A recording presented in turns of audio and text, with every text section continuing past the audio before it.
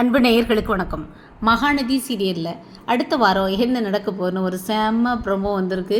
வீகா ஃபேன்ஸ்க்கெல்லாம் பயங்கர ஹாப்பியாக இருப்பாங்கன்னு நினைக்கிறேன் நான். அதான் ஒருத்தர் போட்டிருக்காரு அப்புறம் இதில் கமெண்ட்டில், இதுதான்டா சொர்க்கம் அப்படின்னு போட்டிருக்காங்க. அதையே நம்மளோட கேப்ஷன் ஆக்கிட்டேன் நான். இப்போ பார்த்தீங்கன்னாக்கும் நம்ம பிள்ளைக்கு இப்போ பயங்கர ஃபீவரு. ஒன்று எல்லோரும் வந்து பார்க்குறாங்க. பார்க்கும் பொழுது கங்கா ஓடி போய் தொட்டு பார்க்க போகிறாங்க. தொட்டு பார்க்க போனதுக்கு எங்கள் மாமியார் இருந்துட்டு, ஏய் என்னடி நீ மாசமாக இருக்காங்கிறது தெரியலையா, நீ பாட்டு அவளை போய் தொட்டு அவளுக்கு ஏதாவது அவளுக்குள்ளது உனக்கு ஒட்டிருச்சுன்னா ஜுரம் ஒட்டிடுச்சுன்னா என்னடி பண்ணுறது அப்படின்னு சொல்கிறாங்க. உடனே எனக்கு ஜுரம் சரியாகிற வரைக்கும் நான் தனியாகவே இருந்துக்கிறேன் அப்படின்னு நம்ம பிள்ளை போர்வை சுருட்டி போய்கிட்டு பொம்முக்குட்டி அம்மா மாதிரி தூக்கிக்கிட்டு நேராக விஜயோட அப்பார்ட்மெண்ட்டில் போய் பாவமாக அந்த பாயில் படுத்து கிடக்குது. அந்த சமயத்தில் நம்பாலும் ஃபோனை பண்ணுறாரு. என்ன காவேரி உனக்கு எதுவும் சுகம் இல்லையா, என்னது என்ன தெரியலைங்க, அம்மா மாதிரி முகத்தில் எல்லாம் குப்பளமும் போட்டிருக்கு. ஆமாங்க, வெண்டைக்காவோட விதைகள்லாம் எடுத்து நான் ஒட்ட வச்சுக்கிட்டேங்க அப்படின்னு கூட நீ சொல்லியிருக்கலாம் காவேரி அப்படின்னு சொன்னோன்னே, அப்படியா அப்படின்னு சொல்லிட்டு அடுத்து கதவு திறந்தா அவர் உள்ளே வர்றாரு. வந்து ஏய் என்னங்க அப்படின்னா டபக்குன்னு கதவு மூடிட்டாரு. கதவு மூடிட்டு, உனக்கு உடம்பு சரியாகிற வரைக்கும் நான் இங்கே தான் உன் கூட தான் படுப்பேன் அப்படி இருப்பேன் அப்படின்னு அங்கேயே கூடயே பக்கத்துலேயே படுத்துக்கிறாங்க. குடும்பத்தில் உள்ளவங்க என்னடனா தனியாக ஒதுக்கி வச்சுட்டாங்க.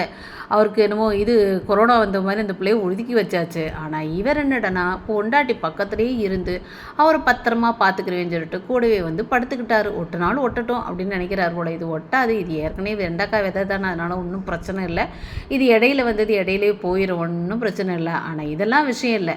அப்படி படுத்திருக்கும் பொழுது கதவை தட்டுற சத்தம் கேட்குது. இவர் ரொம்ப கேஷுவலாக போய் கதவை திறக்கிறாரு. கதவு திறந்தால் மாமியார் வந்து நிற்கிறாங்க. நல்ல வேலை அவங்க பார்க்காம, ஏய் வந்துடுறேன்டி, நான் வந்து எல்லாத்தையும் பண்ணிக்கிறேன்டி அப்படின்னு அங்கே பிள்ளைகள்கிட்ட எதையோ சொல்லிட்டு இருக்காங்க. அந்த பக்கம் திரும்பி இவர் கதவை திறந்து விட்டுட்டு கதவுக்கு பின்னாடி நின்றுக்கிட்டு காவேரி எழுப்பையோ சுன்னு கையை ஆட்டி பார்க்குறாரு. காற்றுல கையாட்டினா எப்படி இந்த பிள்ளை காதில் விழுமா என்ன?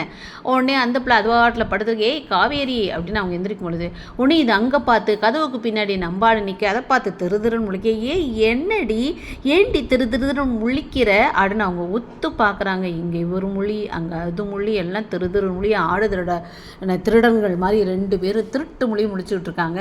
எப்படி இன்றைக்கி அகப்பட்டுற போகிறாருன்னு நினைக்கிறேன். அகப்படாமல் போயிட்டா இன்னும் கதை நீளுமா இருக்கும். அகப்பட்டா இந்த அம்மா சும்மா தேவையில்லாமல் பத்திரகாளி மாதிரி கத்திட்டலையும். அது வேண்டாம்னு நினைக்கிறேன். பார்ப்போம் என்ன நடக்க போகுதுன்னு தெரியல.